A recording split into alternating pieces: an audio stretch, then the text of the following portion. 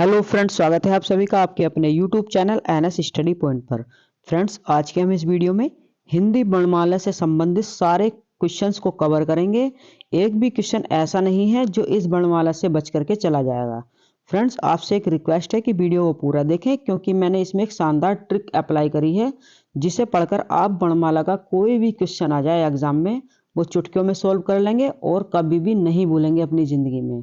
तो फ्रेंड्स, आपसे एक रिक्वेस्ट है कि वीडियो को पूरा देखें, और यदि आपको वीडियो पसंद आए तो प्लीज़ वीडियो को लाइक करना, दोस्तों के साथ शेयर करना, और यदि आप इस चैनल पर नए हैं तो प्लीज़ वीडियो को सब्सक्राइब जरूर कर लेना। तो चलिए शुरू करते हैं आज की वीडियो। देखिए फ्रेंड्स, वर्णमाला वर्णमाला बहुत ही कम बच्चों की याद होती है, लेकिन वर्णमाला से संबंधित क्वेश्चंस बहुत ज़्यादा पूछे जाते हैं एग्जाम में। तो हम शुरू से लेकर आखिर तक जितने भी वर्णमाला से संबंधित क्वेश्चन हैं, सारे के सारे आज इस वीडियो में पूरा का पूरा कंप्लीट कर लेंगे। तो फ्रेंड्स, आप यदि आपको ट्रिक पसंद आए तो प्लीज़ कॉपी पेन लेकर के बैठिएगा और वीडियो को पॉज करके उस ट्रिक को लिख लेना एक बार। तो आप एक बार रिवीजन करेंगे तो पक्का याद हो जाएगी आपको। तो चलिए शुरू करते हैं। देखिए, वर्णमाला वर्णमाला में कुल कुल वर्ण कितने होते हैं? 52 होते हैं। कितने? 52। देखिए, लेखन के आधार पर वर्ण कितने होते हैं? 52 होते हैं। आपसे क्वेश्चन में पूछा जा सकता है कि लेखन के आधार पर वर्ण कितने होते हैं? 52 होते हैं, जिसमें 13 स्वर होते हैं, 35 व्यंजन होते हैं और 4 संयुक्त व्यंजन होते हैं। तो कितने हो गए टोटल? 52 हो गए।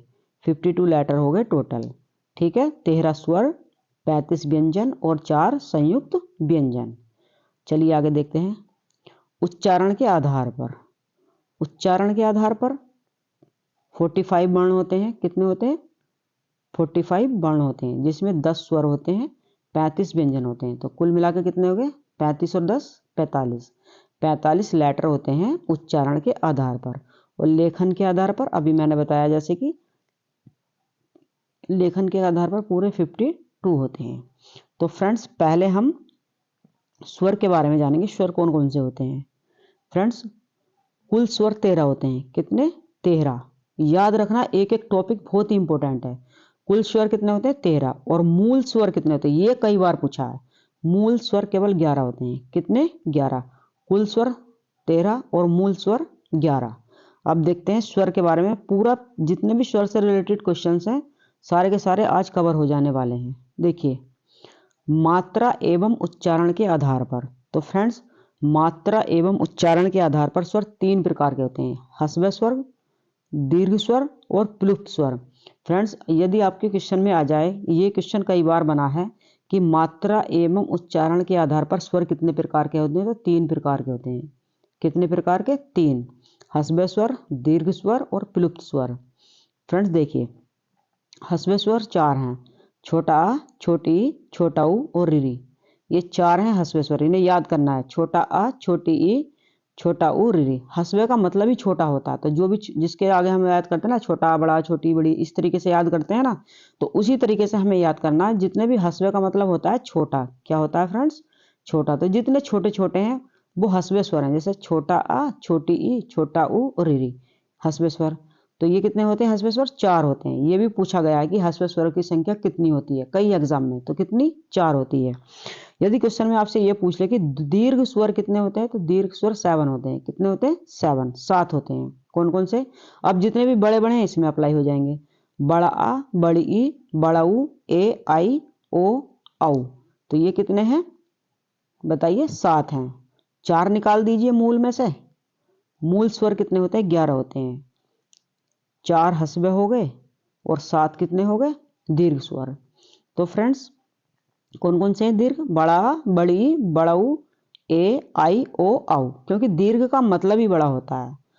तो फ्रेंड्स, अगला है हमारा प्लुप्त स्वर। प्लुप्त यानी जो लुप्त हो गया, जैसे ओड़म, ओड़म ड़, ये बनता था ना पहले ओडम, ये ओम, तो ये अब प्लुप्त हो गया है।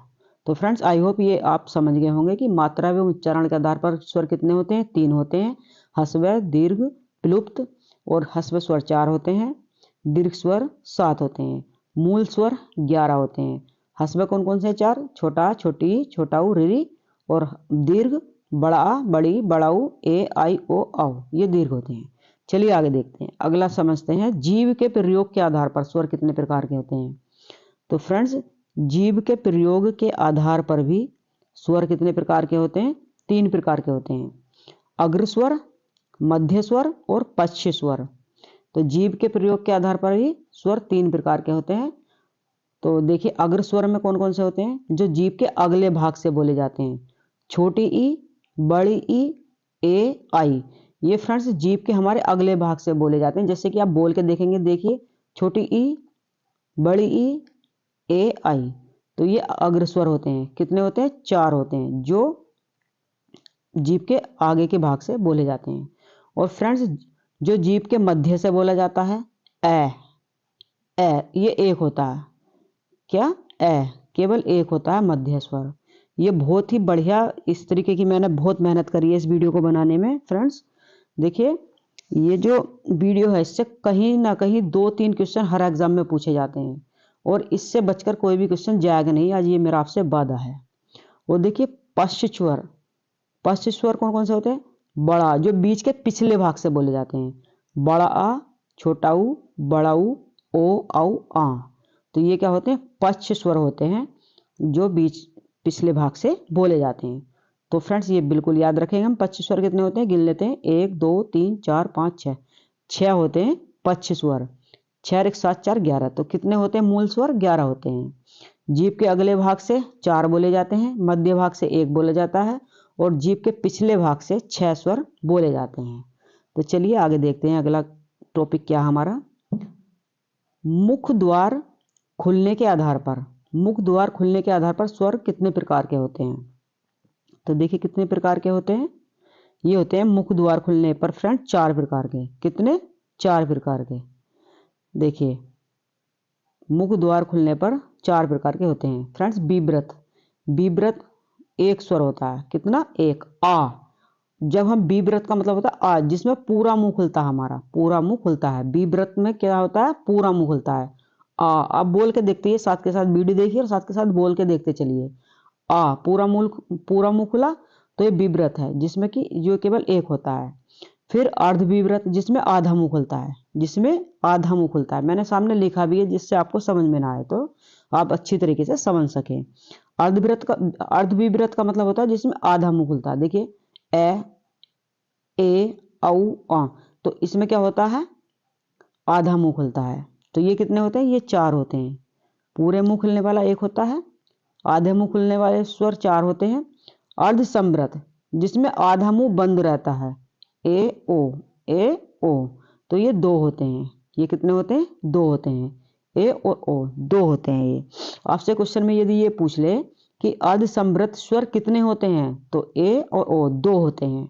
या ये पूछ ले कि कौन सा वर्ग से बाहर है, इनमें से कौन सा अर्धसंवृत नहीं है, 2 ये दे दिया एक और बाकी अलग दे दिए, तो आप कैसे पहचानोगे जब तक आपको पता नहीं है। तो इस तरीके के डीप क्वेश्चंस आजकल एग्जाम में बन बन के आ रहे हैं। तो फ्रेंड्स अर्धसंवृत कितने होते हैं? 2 होते हैं, जिसमें आधा मुंह खुलता है। फिर होता, सॉरी फ्रेंड्स, जिसमें आधा मुंह बंद रहता है। फिर होता है संवृत, जिसमें पूरा लगभग पूरा मुंह बंद रहता है, लगभग। जैसे कि ई, ऊ। तो इसमें क्या होता है? मुंह बंद रहता है। तो ये भी कितने होते हैं? 4 होते हैं। कितने? 4। तो फ्रेंड देखिए 4 1 5 तो 7 4 11। तो मूल स्वर कितने? 11। और फ्रेंड्स मुंह खुलने के आधार पर ये 4 प्रकार के होते हैं। देखिए मात्रा उच्चारण के आधार पर 3 प्रकार के, ठीक है। और फ्रेंड्स ये पिछला जो टॉपिक था हमारा, जीभ के प्रयोग के आधार पर 3 प्रकार के और मुख द्वार खुलने के आधार पर 4 प्रकार के होते हैं। बीव्रत, अर्धव्रत, संवृत, अर्धसंवृत। तो फ्रेंड्स ये बहुत अच्छी तरीके से आप याद करके चलिए। अब एक लास्ट बचा है हमारा, होठों की स्थिति के आधार पर। होठों की स्थिति के आधार पर फ्रेंड्स 2 प्रकार के होते हैं। कितने प्रकार के? 2 प्रकार के स्वर होते हैं। एक अव्रतमुखी और दूसरा होता है व्रतमुखी।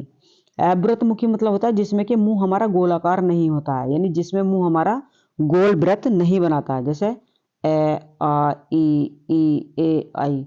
तो ये अव्रतमुखी कितने होते हैं? 1 2 3 4 5 6। कितने?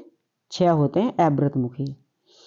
ध्यान रख लेना, आज की जो वीडियो बहुत ही इंपॉर्टेंट है आप सभी के लिए। तो अव्रतमुखी कितने होते हैं? 6 होते हैं। ए, आ, ई, ए, आई। इसमें मुंह गोलाकार नहीं होता है। और व्रतमुखी, जिसमें मुंह गोलाकार होता है, कितने होते हैं? 5 होते हैं। कितने? 5। जैसे ऊ बोल के देखना हाथ साथ के साथ, आपको पता चल जाएगा और याद भी अच्छी तरीके से हो जाएंगे। ऊ, ऊ, ओ, औ। तो ये क्या होते हैं? इनमें मुंह हमारा वृत्त के रूप में गोल रहता है, तो इसलिए ये वृत्तमुखी है 6। और जिसमें हमारा मुंह गोल नहीं होता है अवृत्तमुखी, ये है 6 और वृत्तमुखी 5। तो कुल मिला के हो गए 11। और होठों की स्थिति के आधार पर स्वर होते हैं 2 प्रकार के। तो इस चीज़ का आप बिल्कुल बढ़िया तरीके से नोट्स बना करके चलना है। चलिए आगे चलते हैं, आगे देखते हैं फ्रेंड्स। अयोग वहा कितने हैं हमारे वर्णमाला में? 2। कितने? 2। अंग अह, अंग अह। तो फ्रेंड्स अर्धस्वर कितने हैं? 2। अर्धस्वर भी 2 हैं, यह और वह। ये कई बार पूछा गया है कि हाव बोविल कौन कौन से हैं वर्णमाला में, अर्धस्वर कौन कौन से हैं? यह और वह हैं, यह और वह। और अयोग वह अह। तो फ्रेंड्स आई होप ये आपको समझ में आ गया होगा बहुत अच्छी तरीके से। आप अपना नोट्स अपने तरीके से बनाते हुए चलिए। अगर वीडियो आपको अच्छी लगे तो प्लीज़ कमेंट बॉक्स में एक प्यारा सा कमेंट जरूर कर देना, और वीडियो को लाइक करेंगे तो मुझे आगे बनाने वाली वीडियो के लिए मोटिवेशन जरूर मिलेगा। चलिए अब स्वर के बाद आती है व्यंजन की बारी। फ्रेंड्स जितने भी मैंने अभी पीछे ऊपर टॉपिक क्लियर करे हैं स्वर के, इससे आगे कुछ भी नहीं है, सारा का सारा उसी में मैंने इंक्लूड कर दिया है। तो देखिए आपका समय भी बिल्कुल वेस्ट नहीं होगा और कम समय में ज़्यादा से ज़्यादा क्वेश्चंस आप समझ लेंगे। तो आई होप ये स्वर वाला टॉपिक आपको पसंद आया होगा। अब देखते हैं व्यंजन। फ्रेंड्स कुल व्यंजन 41 होते हैं। कितने? 41 व्यंजन होते हैं। और यदि क्वेश्चन में ये पूछ लिया आपसे कि मूल व्यंजन कितने होते हैं, तो मूल व्यंजन 33 होते हैं। कितने होते हैं? 33 मूल व्यंजन होते हैं। और यदि आपसे स्पर्श व्यंजन पूछ ले तो स्पर्श व्यंजन होते हैं 25। कितने? 25। का से पा वर्ग वाले, का से पा वर्ग वाले, का खा ग अण, च छ ज झ ङ, ट ठ ड ढ न, त थ द ध न। तो फ्रेंड इस तरीके से का से पै फै भै मैं मैं, तो इस तरीके से का से लेकर पा वर्ग वाले जो होते हैं वो स्पर्श व्यंजन होते हैं। और 5 लाइनें होती हैं और 5 इस तरीके से होते हैं। 5 इस तरीके से, 5 इस तरीके, तो 5 पंजे 25। तो कितनी संख्या हो गई इनकी? 25 हो गई। चलिए आगे देखते हैं फ्रेंड्स। स्पर्श व्यंजन, अंतस्थ व्यंजन, अंतस्थ व्यंजन 4 होते हैं। कितने? अंतस्थ व्यंजन 4 होते हैं। य, र, ल, व। यह र ल व वाला वर्ग जो है, यह वाला वर्ग, ये अंतस्थ व्यंजन है। तो ये कितने हैं? 4 होते हैं। ये भी क्वेश्चन में कई बार पूछा गया है, इनसे भी क्वेश्चन कई बार बना है। अब देखिए अगला है ऊष्म व्यंजन। ऊष्म व्यंजन भी 4 होते हैं, जिनको बोलते हुए थोड़ा सा जीभ में घर्षण पैदा हो और थोड़ी सी ऊष्मा पैदा हो, उन्हें ऊष्म व्यंजन कहते हैं। जैसे श, स, है। तो ये क्या है? ऊष्म व्यंजन है। ये भी 4 हैं। ठीक है फ्रेंड्स। अब आगे है हमारा संयुक्त व्यंजन। संयुक्त व्यंजन भी 4 होते हैं। संयुक्त व्यंजन वो होते हैं जो सिंगल नहीं होते हैं, वो किसी की सहायता से बने हुए होते हैं। जैसे छ, त्र, ज्ञ, स्र। तो ये अपने आप नहीं बने हैं, ये किसी की सहायता से बने हुए हैं, तो इसलिए संयुक्त व्यंजन है ये इनकी संख्या भी 4 होती है। अब देखिए जैसे कि 6 है तो किस चीज से मिलकर बना है? कै प्लस स षटकोण से मिलकर बना है 6 क्षत्रिय। तो इस तरीके से फ्रेंड्स आपको ध्यान रखना है कि कौन सा वर्ण किससे मिलकर के बना है।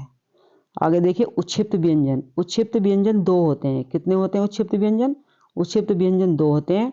डै, जिनके नीचे बिंदी लगी हुई होती है, इनको द्विगुण व्यंजन भी कहते हैं। क्या कहते हैं इनको? द्विगुण व्यंजन भी कहते हैं, द्विगुण व्यंजन। तो और उच्छिप्त व्यंजन भी कहते हैं। ये 2 होते हैं। डैड है, इनके नीचे बिंदी लगी हुई होती है। तो फ्रेंड्स आई होप ये समझ में आ रहा होगा, आपको अच्छा लग रहा होगा। आगे देखिए कुछ भी नहीं बचेगा, आज वर्णमाला बिल्कुल सुहा होने वाली है। फ्रेंड्स लुंठित व्यंजन एक होता है रै, इस चीज का ध्यान रखेंगे, ये आपको याद करना पड़ेगा। लुंठित व्यंजन रै होता है और पार्श्विक व्यंजन भी एक होता है, वो है लय। और स्वर यंत्रीय व्यंजन भी एक होता है, वो है हमारा है। बहुत ही इम्पोर्टेंट टॉपिक है ये, और ये इनसे हर एग्जाम में क्वेश्चन बना है, मैंने खुद कई बार देखा है। और अब आप क्वेश्चन एग्जाम में बैठेंगे तो जरूर देखेंगे कि हाँ भाई वीडियो में जरूर बहुत ही काम की बात थी। तो लुंठित व्यंजन रै होता है, एक होता है। पार्श्विक व्यंजन लय होता है, एक होता है। स्वर यंत्रीय व्यंजन है होता है, ये भी एक होता है। अब होता है फ्रेंड दंतमूल। दंतमूल व्यंजन 2 होते हैं, रै और लय। दंतमूल व्यंजन कितने होते हैं? दो होते हैं रे और ले। चलिए आगे देखते हैं।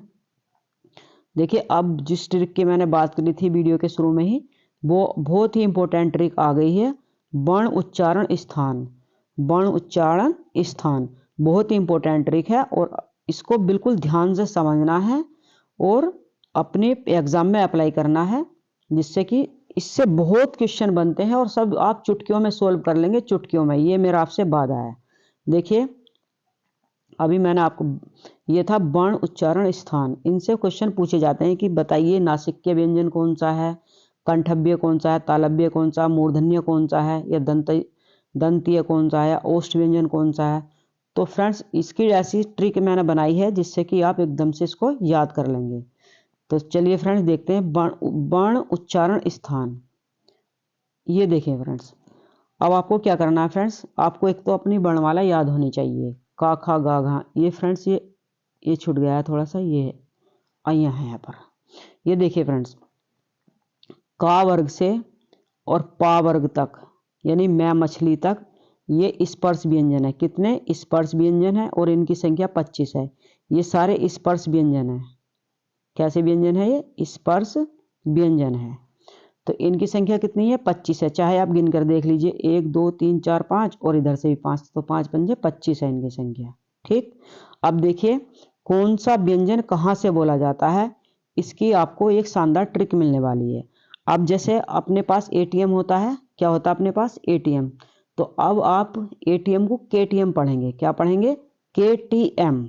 जैसे कहते हैं ना एटीएम दो, अब आप मांगेंगे केटीएम दो। एम का मतलब मूर्धन्य, डी का मतलब दंतीय और ओ का मतलब ओष्ठ। ठीक है फ्रेंड्स, एक बार और देखेंगे। केटीएम दो, इस तरीके से इनको 5 ही वर्ड हैं ये, इस तरीके से इनको लिख लेंगे। केटीएम दो, इस तरीके से इनको लिख लेंगे। के का मतलब कंठ होता है, टी का तालव्य, एम का मूर्धन्य, डी का दंतीय और ओ का ओष्ठ। अब देखिए जो का वर्ग वाले हैं, जो का वर्ग वाले हैं, का खा गा घा अणा, ये हमारे कंठ से बोले जाते हैं। कहाँ से बोले जाते हैं? कंठ से बोले जाते हैं। देखिए कितनी शानदार ट्रिक है। तो के से यानी कंठ, ये कंठ से बोले जाते हैं। फिर अगली लाइन है हमारी चा छा जा झा उआ। तो फ्रेंड्स ये टी तालव्य से बोले जाते हैं। कहाँ से बोले जाते हैं? तालव्य व्यंजन है ये। चा छा जा झा उआ तालव्य व्यंजन है। फ्रेंड्स अगली लाइन हमारी टा वर्ग वाली, टा ठा डै ढै अण। तो ये फ्रेंड मूर्धन्य है। कहाँ से बोले जाते हैं? मूर्धन्य व्यंजन है ये। फिर हमारी फ्रेंड्स अगली है तै थ दै धै न। तो फ्रेंड्स ये दंतीय हैं। कैसे हैं ये? दंतीय, डी दंतीय है। तो देखिए फ्रेंड्स ये दंतीय से बोले जाते हैं। फिर आती है अगली लाइन हमारी ओष्ठ यानी ओ, ओष्ठ, पा फा बा भा मा। देखिए आप बोल के भी देखेंगे तो भी हमारे होठों का ही यूज हो रहा है। तो ये ओष्ठव्य व्यंजन है। तो देखिए केटीएम दो, इस तरीके से आप लिख लेंगे, इनको इस तरीके से लिख लेंगे और ये बिल्कुल आपके एकदम रट जाएंगे। एग्जाम में आपको ज़्यादा इफेक्ट लगाने की जरूरत नहीं पड़ेगी, कम समय में ही बिल्कुल एकदम देखते ही समझ जाएंगे। जैसे ही लाइन आएगी वही क्या खा गा घा आना यानी कि कंठ, चा छा जा झुआ यानी कि तालव्य, टैठ डे अणा यानी कि मूर्धन्य यानी कि एम, तैथ दै ध न यानी कि दंतीय यानी कि डी और पा फा भा भा मा ओष्ठ ओ। ठीक है फ्रेंड्स, आई होप ये आपको समझ में आ गया होगा। अब अगली चीज देखते हैं हम। फ्रेंड्स एग्जाम में ये भी पूछा जाता है कि कौन सा व्यंजन अघोष है और कौन सा सघोष है। तो फ्रेंड्स जो का खा गा यहाँ तक शुरू के दो जो लाइन है, का खा चा छा टैठ है तैथ है पैफ है, ये हमारे अघोष व्यंजन है। कैसे हैं ये? हमारे अघोष व्यंजन है। ठीक है फ्रेंड्स, शुरू की दो लाइन इस तरीके से डंडा खींच लिए दिमाग में। तो इस तरीके से हम दिमाग में डंडा खींच लेंगे तो शुरू की जो दो लाइनें ये अघोष हैं और लास्ट की जो 3 लाइनें हैं गै घे अण जय झ हुए, ये सघोष हैं। क्या है ये? सघोष। शुरू के 2 लाइनें अघोष, लास्ट की 3 लाइनें सघोष हैं। गै घे अण जय झ हुए, डै ढै अण दै ध न भै में बै भै में, ये कैसी हैं? सघोष हैं। ठीक है फ्रेंड्स, और ये जो लाइन है हमारी लास्ट की, ये तीनों हमारी सघोष हैं, लेकिन ये लास्ट वाली लाइन है हमारी अणा हुए न मैं, तो ये फ्रेंड्स सघोष तो है ही है, सघोष के साथ प्लस ये नासिक्य वाले भी हैं, ये नासिक्य भी हैं, सघोष के साथ ये नासिक्य व्यंजन भी हैं। तो एक बार मैं फिर आपको बता दूं, शुरू के दो का खा तक सारे ही नीचे तक ये अघोष हैं, और इधर की जो 3 लाइनें हैं ये सघोष हैं, और जो ये लास्ट वाली लाइन है ये नासिक्य भी है। कैसी है ये? नासिक्य, सघोष प्लस नासिक्य। एग्जाम में कई बार पूछा गया है कि कौन सा इसमें नासिक्य व्यंजन है या कौन सा सघोष प्लस नासिक्य व्यंजन है। तो प्लीज आपको ध्यान से समझना है और अच्छे तरीके से अपनी तैयारी करनी है। फ्रेंड्स इसमें एक और बात आती है कि स्पर्श व्यंजन में कि कौन सा अल्पप्राण है और कौन सा महाप्राण है। तो देखिए का पहला अल्पप्राण, फिर महाप्राण, फिर अल्पप्राण, फिर महाप्राण, फिर अल्पप्राण। तो देखिए मैंने इसको क्या दिया है, एक नंबर बनाया है। ये देखिए फ्रेंड्स मैंने क्या बनाया है, एक नंबर बनाया है, जिससे कि पहला, तीसरा और पांचवा यानी 1 2 5 वाली लाइन है, ये क्या है, अल्प प्राण है, ये अल्प प्राण है। सॉरी फ्रेंड्स मुंह से बोला तो सही जा रहा, लिखा गलत गया। ये देखिए अल्प प्राण कौन कौन से, 1 3 और 5, 1 3 और 5 वाली लाइन है अल्प प्राण है, और 2 और 4 महाप्राण, 2 और 4 महाप्राण है, और 135 अल्पप्राण है और 24 महाप्राण है। इस तरीके से आप ध्यान रखना है। देखिए अल्पप्राण महाप्राण, अल्पप्राण महाप्राण, अल्पप्राण, अल्पप्राण महाप्राण, अल्पप्राण महाप्राण और अल्पप्राण। तो 1 3 5, 1 3 5 अल्पप्राण है, 2 और 4 महाप्राण है, 2 और 4 महाप्राण है। तो फ्रेंड्स देखिए कोई भी क्वेश्चन आपका बचने वाला नहीं है। अगर वीडियो को अगर आपको एक बार में समझ में नहीं आ रहा है, हाल तो एक बार में समझ में आ जाएगा, और कोई दिक्कत आ रही है तो दोबारा देख लेना, बिल्कुल भी कभी भी नहीं भूलेंगे। और अगर कोई दिक्कत आती है मैं हूं आपके साथ, आप मुझे कमेंट करिए जिस भी सब्जेक्ट में आपको दिक्कत आ रही है, किसी भी सब्जेक्ट में। चलिए आगे देखते हैं। यदि फ्रेंड्स क्वेश्चन में आपसे ये पूछ ले कि अल्प प्राणों की संख्या कितनी है, तो 20 अल्प प्राण होते हैं। कितने? 20। यदि क्वेश्चन में आपसे ये पूछ ले कि महाप्राण की संख्या कितनी है, तो 15 महाप्राण है। ठीक है फ्रेंड्स, ये आपको याद नहीं करने पड़ेंगे, बस आपको यस स्पर्श व्यंजन याद करने हैं। थोड़े से आगे आपको पता चल जाएगा, तो आपको पता चल जाएगा कितने 20 अल्पप्राण है और महाप्राण है 15। तो फ्रेंड्स देखिए 135 135 महाप्राण और 24 24 महाप्राण और 135 अल्पप्राण। बस इतना याद रखिए, 135 अल्पप्राण, 135 अल्पप्राण और 24 महाप्राण। इस तरीके से याद रखिए बस आप।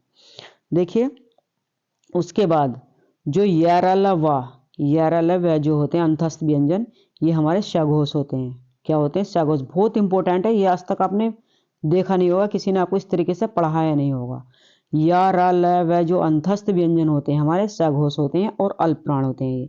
इस चीज को नोट कर लेना, सघोष होते हैं और अल्पप्राण होते हैं। कौन से? अंतस्थ व्यंजन। जो हमारे अंतस्थ व्यंजन हैं वो सघोष होते हैं और अल्पप्राण होते हैं। और जो हमारे ऊष्म संघर्षी व्यंजन है, ऊष्म संघर्षी व्यंजन है श, श, स, ह, ये महाप्राण होते हैं और अघोष होते हैं। ये याद रखने वाली चीज है फ्रेंड्स। जो हमारे अंतस्थ व्यंजन है वो अल्पप्राण होते हैं और सघोष होते हैं, और जो हमारे ऊष्म संघर्षी व्यंजन है वो महाप्राण होते हैं और अघोष होते हैं। ठीक है, चलिए आगे देखते हैं। देखिए कौन से व्यंजन कंठ से बोले जाते हैं और तालु से, कंठ और तालु दोनों को मिलाकर। तो फ्रेंड्स इनको कहते हैं कंठ तालु। तो कंठ प्लस तालु से बोले जाते हैं ए आई। आप बोल के देखिए मेरे साथ साथ, ए आई। तो ये कहां से? कंठ से भी बोले जा रहे हैं और तालु से भी बोले जा रहे हैं। तो ये होते हैं 2। फिर आता है फ्रेंड्स कंठ प्लस ओष्ठ, जो गले के साथ साथ होठों से भी बोले जाते हैं, जैसे ओ, औ, आ। तो ये क्या है? कंठोष्ठ। ये 3 होते हैं फ्रेंड्स। एक होता है दंतोष्ठ, दंत ओष्ठ, ये केवल वह होता है जो केवल दांतों और होठों से बोला जाता है, ये केवल वह होता है। और ये बहुत मल्टीपल टाइम एग्जाम में पूछा गया है, बहुत ही ज्यादा इंपॉर्टेंट है फ्रेंड्स। आपका वर्णमाला से संबंधित आज कोई भी क्वेश्चन बच करके नहीं जाएगा। यदि आपको कोई बात कहीं भी कोई दिक्कत आ रही तो प्लीज़ मुझे कमेंट करिए। कमेंट में आपको आपकी हर समस्या का समाधान मिलेगा। तो फ्रेंड्स, ये थी एक मेरी छोटा सा प्रयास था आपको समझाने के लिए। आपको कैसा लगा प्लीज़ कमेंट बॉक्स में ज़रूर बताना। चलिए मिलते हैं आपसे एक नई वीडियो में, तब तक के लिए जय हिंद, वंदे मातरम।